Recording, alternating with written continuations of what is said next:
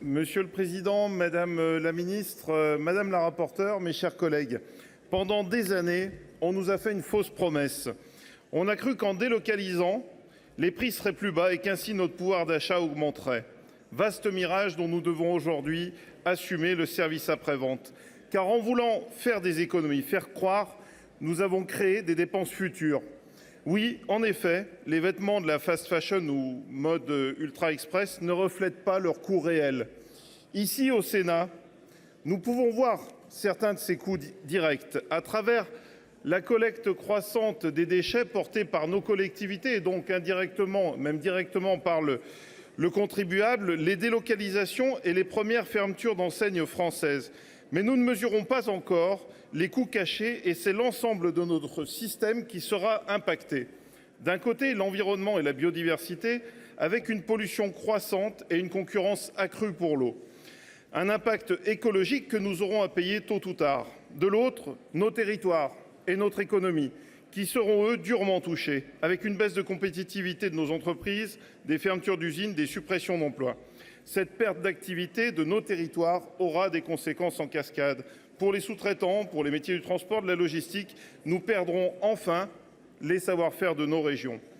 Le coût n'est pas qu'environnemental, il est économique. Nous avons tout à perdre à laisser se développer la mode ultra express.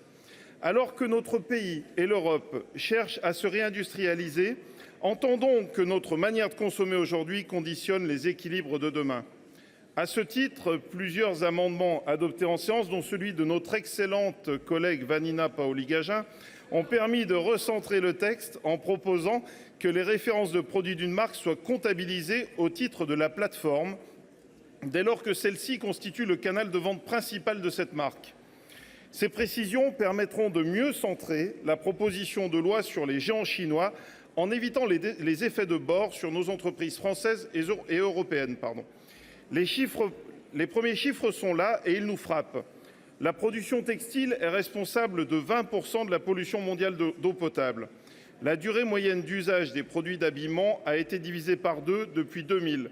145 petits colis entrent chaque seconde en Europe, soit près de 17 000 depuis le début de mon allocution, et près de 800 millions de colis entrent en France, notamment en 2024. C'est la donnée que nous avons, avec plus de 90% sont d'origine et de provenance de Chine. L'Union européenne génère 12,6 millions de tonnes de déchets textiles par an. L'industrie textile a perdu 40% de ses emplois en 10 ans en France et représente 20% du déficit global de notre pays. Notre première réponse à cette prise de conscience, bien que timide, est ce texte. C'est un début, ça a été dit, mais il a au moins le mérite d'exister. Alors oui, Madame la Ministre, ça a été dit au cours des débats, nous faisons de la politique. Et parfois, il faut savoir aussi envoyer des signaux, des messages. Et cette PPL est un marqueur qui envoie un message positif à nos entreprises françaises et européennes que nous devons soutenir et renforcer. Mais nous devrons aller beaucoup plus loin. D'un côté, notre manière de consommer évolue. Nous sommes déboussolés. On nous invente des besoins par une illusion du manque que l'on nous presse ensuite de satisfaire. Des publicités intempestives, des partenariats commerciaux, des promotions éphémères nous poussent à consommer dans une frénésie d'achat dictée par l'urgence et les réseaux sociaux, dopés par les influenceurs eux-mêmes ambassadeurs de l'éphémère. Et ce, alors même que les vêtements éphémères sont conçus pour ne pas durer, il nous faut alors acheter à nouveau. Il est dès lors indispensable d'encadrer ces publicités sournoises. Nous ne pouvons poursuivre dans cette voie. D'un autre côté, il faut des réponses concrètes et économiques pour freiner l'envoi ininterrompu de ces millions de colis.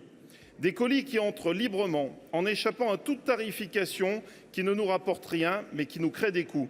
Je me réjouis de l'adoption de mon amendement défendu avec brio par notre collègue Vanina Paoli-Gagin une nouvelle fois, visant à taxer les petits colis de moins de 2 kilos.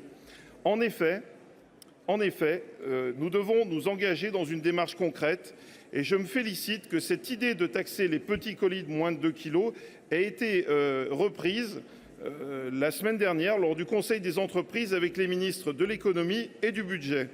Peut-être que cette taxation naîtra dans le prochain PLF. Elle est un véritable outil pour lutter contre les importations massives de ces types de produits que nous souhaitons rejeté. Nous le savons, des dispositifs similaires sont en cours de négociation à Bruxelles et c'est essentiel. Nous sommes dans un marché commun.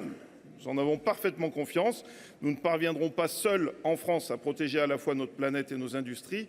Nous attendons donc avec impatience l'avancée de ces négociations au niveau européen et des réponses fortes concernant la révision de la directive sur les déchets et la réforme de l'union douanière. Notre groupe soutiendra bien évidemment ce texte car nous ne pouvons pas laisser nos collectivités seules assumer les coûts directs et indirects de cette mode. Nous en pâtirons tous. Agissons avant l'overdose de déchets, agissons aujourd'hui pour notre industrie et nos emplois. Si nous ne faisons rien, ce sont eux qui deviendront éphémères. N'oublions pas que si les économies sont illusoires et qu'elles sont immédiates, le coût réel, lui, est réel et différé. Merci.